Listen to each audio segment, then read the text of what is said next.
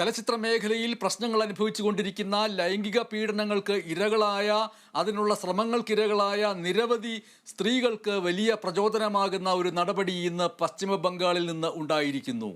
പശ്ചിമ ബംഗാളിൻ്റെ തലസ്ഥാനമായ കൊൽക്കത്തയിൽ നിന്ന് അവിടുത്തെ പ്രധാനപ്പെട്ട പ്രമുഖയായ ശ്രീലേഖ മിത്ര എന്ന നടി കേരളത്തിലെ സംവിധായകനും മുൻ ചലച്ചിത്ര അക്കാദമി ചെയർമാനുമായ രഞ്ജിത്തിനെതിരെ ഔദ്യോഗികമായി ക്രിമിനൽ നടപടിക്ക് കേസ് രജിസ്റ്റർ ചെയ്തിരിക്കുന്നു. രഞ്ജിത്തിനെതിരെ police case Kochi city police കമ്മീഷണർക്ക് ബംഗാളി നടി ശ്രീലേഖ മിത്ര രേഖാമൂലം പരാതി നൽകിയിരിക്കുന്നു. KC ഉണ്ണികൃഷ്ണൻ അതിൻ്റെ വിവരങ്ങൾ പങ്കുവയ്ക്കുന്നു. ഉണ്ണികൃഷ്ണൻ, ഇന്ന് വൈകിട്ട് 5:55 ആദ്യമായിട്ട് കേരള വിഷൻ ന്യൂസാണ് ഈ വാർത്ത ഇന്ന് ബ്രേക്ക് ചെയ്തത്, പുറത്തുവിട്ടത്. ആ പരാതിയിൽ ശ്രീലേഖ മിത്ര എന്തൊക്കെ കാര്യങ്ങളാണ് അടിവരയിട്ട് ആവശ്യപ്പെടുകയും അടിവരയിട്ട് മുന്നോട്ട് വയ്ക്കുകയും ചെയ്യുന്നത്? MS രഞ്ജിത്തിനെതിരെ പരാതിയുമായി വന്നിരിക്കുകയാണ് ശ്രീലേഖ മിത്ര. ഈ സ്ത്രീത്വത്തെ അപമാനിച്ചു, അതോടൊപ്പം തന്നെ ലൈംഗിക ഉദ്ദേശത്തോടെ ശരീരത്തിൽ സ്പർശിച്ചെന്നാണ് ഈ പരാതിയിൽ പറയുന്നത്. നടപടി വേണമെന്ന് ആവശ്യപ്പെട്ടുകൊണ്ട് തന്നെയാണ് കൊച്ചി സിറ്റി പോലീസ് കമ്മീഷണർക്ക് ശ്രീലേഖ മിത്ര ഇമെയിൽ സന്ദേശം വഴി പരാതി നൽകിയിരിക്കുന്നത്. ലൈംഗിക താല്പര്യത്തോടെ രഞ്ജിത്ത് ശരീരത്തിൽ സ്പർശിച്ചു. കൊച്ചി കടവന്ത്രയിലെ ഫ്ളാറ്റിൽ വെച്ചായിരുന്നു അതിക്രമമെന്നും ആ പരാതിയിൽ പറയുന്നു.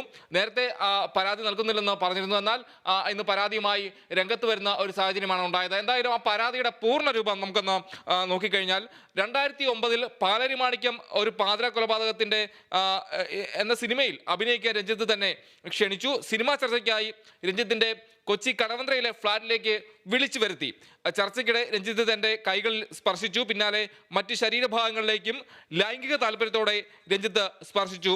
സിനിമ അവിടെ ഞാനൊന്ന് ഒരു വിശദാംശം ചോദിക്കുകയാണ്. അവിടെ ടച്ച് എന്ന വാക്കല്ല ഉപയോഗിച്ചിരിക്കുന്നത്, സ്പ്രെഡ് ചെയ്തു എന്നാണ്. സ്പ്രെഡ് ചെയ്തു എന്ന് പറയുമ്പോൾ അത് പരതി എന്നാവാം, തഴുകി എന്നാവാം, പല അർത്ഥങ്ങൾക്ക് സാധ്യതയുണ്ട്. ടച്ച് എന്ന വാക്കാണെങ്കിൽ ശരീരത്തിൻ്റെ പല ഭാഗങ്ങൾ സ്പർശിച്ചു. ഇത് ആദ്യത്തെ അവരുടെ ടെലിവിഷൻ ചാനലുകൾ നൽകിയ മൊഴിയിൽ നിന്ന് ഇതിലുള്ള പ്രകടമായൊരു വ്യത്യാസം എന്താണ് ഉണ്ണികൃഷ്ണൻ? തീർച്ചയായും അത് ഒരു ലൈംഗിക താല്പര്യത്തോട് തന്നെ തൻ്റെ ശരീരഭാഗങ്ങളിൽ സ്പർശിച്ചുവെന്നാണ് പറയുന്നത്. നേരത്തെ വിശദാംശങ്ങളെല്ലാമായി തന്നെ അവർ രംഗത്ത് വരുന്ന സാഹചര്യം ഉണ്ടായി. സംസാരിക്കുമ്പോൾ വളകളിൽ പിടിച്ചു എന്ന വാക്കായിരുന്നു ഉപയോഗിച്ചത്. ഈ പരാതിയിൽ ബാംഗിൾസ് എന്ന വാക്ക് ഉപയോഗിക്കുന്നതേ ഇല്ല, നേരെ ശരീരം എന്നതിലേക്ക് വരുന്നു. അതിനർത്ഥം ഇവർ ഒരുങ്ങി പുറപ്പെട്ട് തന്നെയാണ് ഇതിലൊരു നടപടി ഉണ്ടാവണമെന്നുള്ള കൃത്യതയോടുകൂടിയ വ്യക്തതയോടുകൂടി തയ്യാറാക്കിയ ഒരു ഒരു പരാതിയാണ് ഇത് എന്ന് മനസ്സിലാക്കാൻ കഴിയുമോ? തീർച്ചയായും ആ രീതിയിൽ തന്നെ വളരെ വ്യക്തമായി തന്നെ കാര്യങ്ങൾ വിശദീകരിച്ചുകൊണ്ട് തന്നെയാണ് ആ പരാതി എന്നതാണ് മനസ്സിലാക്കാൻ കഴിയുന്നത്.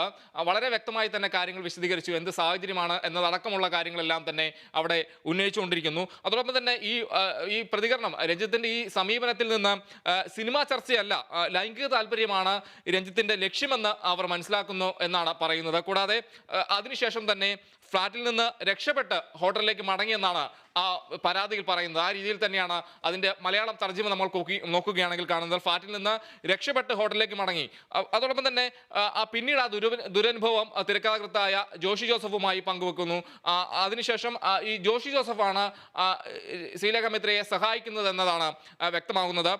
പിന്നീട് കൊൽക്കത്തയിലേക്ക് തിരിച്ചു പോകാനുള്ള വിമാന ടിക്കറ്റ് പോലും അവർക്ക് നൽകിയില്ലെന്നാണ് പറയുന്നത്. പിന്നീട് ജോഷി ജോസഫിന്റെ സഹായത്തോടു കൂടി തന്നെയാണ് ഈ ശ്രീലേഖ മിത്ര നാട്ടിലേക്ക് മടങ്ങുന്നത് എന്നതാണ് പറയുന്നത്.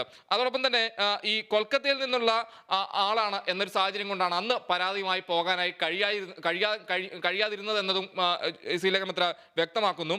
കൂടാതെ അവർ പറയുന്നത് ഈ Indian penal code 354A 354B എന്നീ വകുപ്പുകളിലാണ് കേസെന്നാണ് പറയുന്നത്. അതോടൊപ്പം തന്നെ ഈ ഹേമ കമ്മിറ്റി റിപ്പോർട്ട് പുറത്തു വന്നൊരു സാഹചര്യത്തിൽ തൻ്റെ അനുഭവം പങ്കുവെക്കാനായി കഴിഞ്ഞു എന്നതാണ് എടുത്തു പറയുന്ന കാര്യം. അത് അവിടെ ഈ ഹേമ കമ്മിറ്റി റിപ്പോർട്ട് പുറത്തു വന്നത് വലിയ രീതിയിൽ ഗുണം ചെയ്തു, തൻ്റെ ഈ ദുരനുഭവം പങ്കുവെക്കാനായി കഴിഞ്ഞു എന്നാണ് പറഞ്ഞത്. അത് മാധ്യമങ്ങളോട് പങ്കുവെക്കാൻ കഴിഞ്ഞു എന്നാണ്. അപ്പോൾ ഈ പരാതിയിൽ പറയുന്നൊരു കാര്യം, രഞ്ജിത്ത് പദവിയിൽ ഇരുന്നൊരു സമയത്തുള്ള കാര്യമാണ് പറയുന്നത്. ഉത്തരവാദിത്തപ്പെട്ട പദവിയിലിരിക്കുന്ന ആളാണ്, അതുകൊണ്ട് തന്നെ അതുകൂടി ഉൾക്കൊണ്ടുകൊണ്ടാണ് ഈ പരാതിയുമായി രംഗത്ത് വന്നത് എന്നതും പറയുന്നു.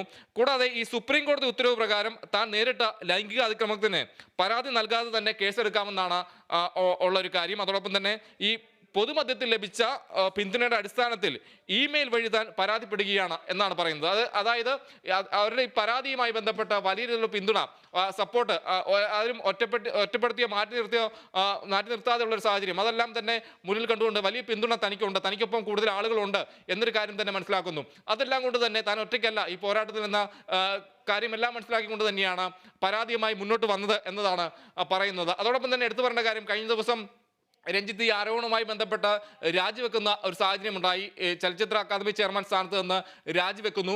അതിന് പിന്നാലെ രഞ്ജിത്ത് പറഞ്ഞൊരു കാര്യം, ഈ ആരോപണത്തിനെതിരെ പരാതി നൽകും എന്നൊരു കാര്യം പറഞ്ഞിരുന്നു. ആ ഒരു ഘട്ടത്തിൽ കൂടിയാണ് ശ്രീലേഖ മിത്ര ഈ പരാതിയുമായി രംഗത്ത് വന്നത് എന്നതും ഏറ്റവും ശ്രദ്ധേയമായ കാര്യമാണ്. എന്തായാലും രഞ്ജിത്തിനെതിരെ പരാതി നൽകിയിരിക്കുന്നു. കൊച്ചി സിറ്റി പോലീസ് കമ്മീഷണർക്കാണ് ഈ രഞ്ജിത്തിനെതിരെ ഉന്നയിച്ച കാര്യങ്ങളെല്ലാം തന്നെ വളരെ വിശദമായി തന്നെ വ്യക്തമാക്കിക്കൊണ്ട് ലൈംഗിക അതിക്രമത്തോടെ തൻ്റെ ഇടയ്ക്ക് ശരീരത്തിൽ സ്പർശിച്ചു എന്നൊരു കാര്യം പറയുന്നു. അതോടൊപ്പം തന്നെ സ്ത്രീത്വത്തെ അപമാനിച്ചു തുടങ്ങിയ കാര്യങ്ങളെല്ലാം തന്നെ ചൂണ്ടിക്കാണിച്ചുകൊണ്ട് തന്നെയാണ് ശ്രീലേഖ മിത്ര ഇന്ന് പരാതി നൽകിയിരിക്കുന്നതെന്നാണ് ഏറ്റവും എടുത്തു പറഞ്ഞ കാര്യം. എന്തായാലും കൊച്ചി സിറ്റി പോലീസ് കമ്മീഷണർക്ക് പരാതി നൽകിയിരിക്കുന്നു. പരാതിയിൽ തുടർ നടപടി ഉണ്ടാകുമെന്ന് തന്നെയാണ് പ്രതീക്ഷിക്കുന്നത്. MS. അതെ, KC ഉണ്ണികൃഷ്ണനാണ് വിവരങ്ങൾ നൽകിയത്. ഈ